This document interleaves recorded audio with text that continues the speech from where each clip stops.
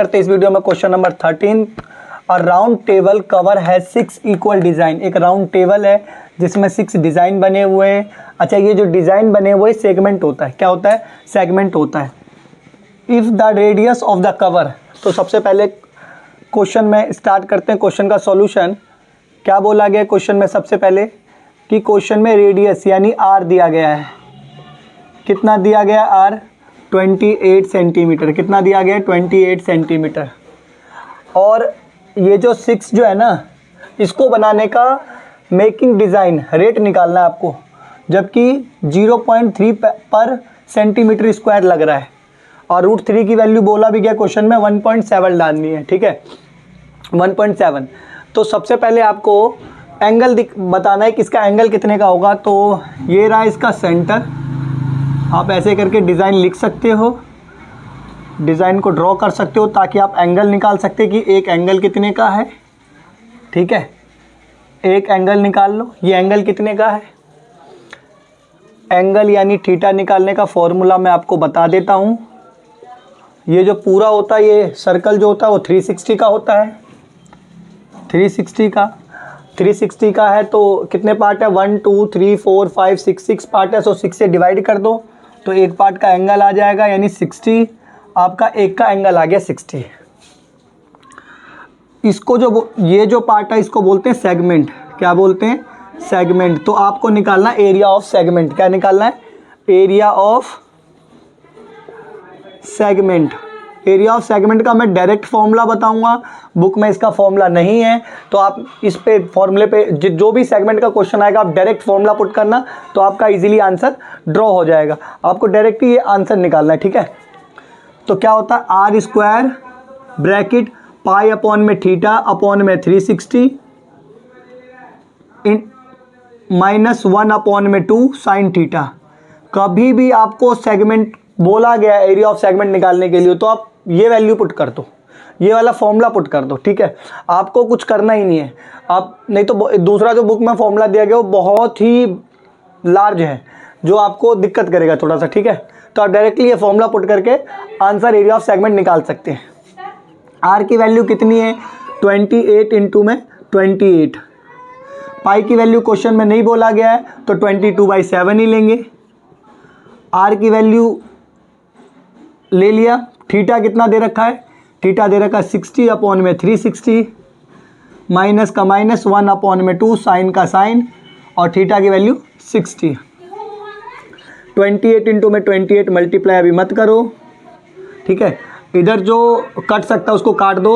0 से 0 गया, 6 1 जा 6, 6 6 जा 36।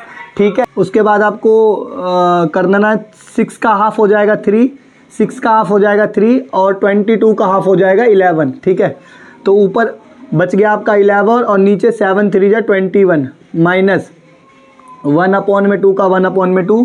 साइन 60 की वैल्यू होती है √3 अपॉन में 2। क्या होती है? √3 अपॉन में 2। ये जो 3 था ये ऊपर वाला 3 है, √3 अपॉन में 2 होता है। ठीक है, उसके बाद 28 को ऐसे ही रहने दो, मल्टीप्लाई मत करो, बाद में काम आएगा ऐसे ही। ये हो जाएगा आपका 11 अपॉन में 21 है, 7 3 है 21, ये 21 था, 2 नहीं था।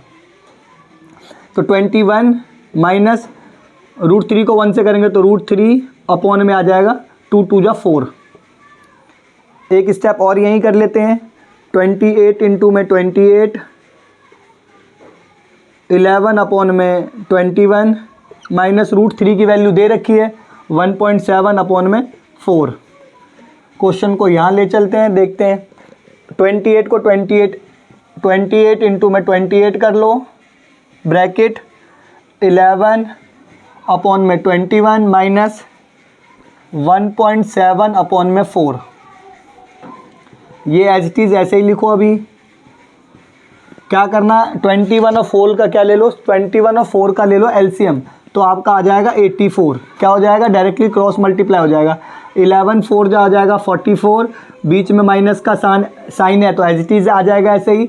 और 21 को आपको 1.7 से मल्टीप्लाई करना है।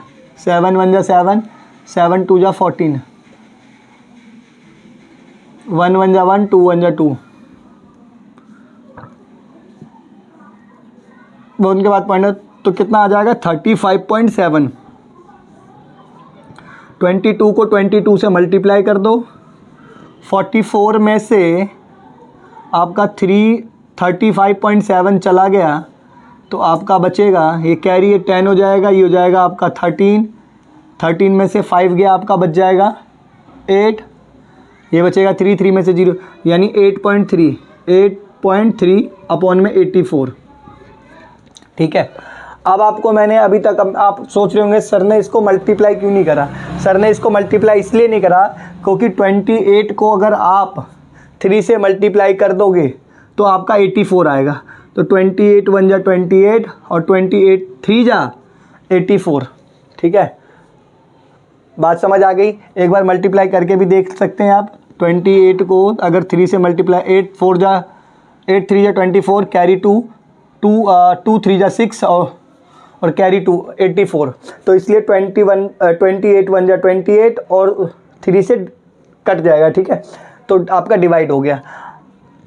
आप इधर बच गया क्या 28 इंटू में 8.3 अपॉन में 3, ये हो जाएगा आपका एक सेगमेंट का। आपको एरिया ऑफ सेगमेंट निकालना है 6 का, area of 6 segment, area of 6 segment. ठीक है, तो 28 इंटू में 8.3 अपॉन में 3 इंटू में 6, 3 1 जा 3, 3 2 जा 6। ठीक है, 28 को 2 से मल्टीप्लाई करोगे तो 56 पॉइंट मल्टीप्लाई 8.3, ये आ गया। ये तो आपका आ गया। मल्टीप्लाई अभी नहीं करना, कर लेना बाद में। Area of 6 segment. अब आपको निकालना है cost of making design. Cost of making design, ये लिख दो, cost of making design of 6 segment. 6 segment क्या करना है, सिंपली आपको यहीं देख लो, 56 पॉइंट मल्टीप्लाई 8.3 मल्टीप्लाई 0.35। अब जब इन तीनों को आपस में मल्टीप्लाई करेंगे हम, एक बार करके देखते हैं क्या आंसर आता है। 56 को पहले आप क्या कर दो, 8.3 के साथ मल्टीप्लाई कर दो। 6 3 जा 18, कैरी 1, 5 3 जा 15 और 1 16, 8 6 जा 48, कैरी 4, 8 5 जा 40 और आपका 4 बच गया 44, 8 5 जा 40 और कैरी 4 44। ये 8 का 8 6 जा 14, 8 और 6 प्लस करेंगे तो 14 आ जाएगा। कैरी 1 4 और 1 5 और 1 6 और ये बच जाएगा 4। एक के बाद पॉइंट है तो एक के बाद पॉइंट डाल दो। उसके बाद मल्टीप्लाई कर देंगे 0.35 के साथ, 0.35। 8 5 जा 40 बच जाएगा, कैरी 4, 4 5 जा 20 24, 6 5 जा 30 32, 4 5 जा 20 23। ये आपका हो जाएगा 8 3 जा 24, कैरी 2, 4 3 जा 12 14, कैरी 1, 6 3 जा 18 119, कैरी 1, 4 3 जा 12 और 113, 086। ये हो जाएगा आपका 261 ये आपका आंसर आ गया 162.68। ये आपका इतने रुपीस आ गया। ठीक है, 162.68 ये आपका आंसर आ गया।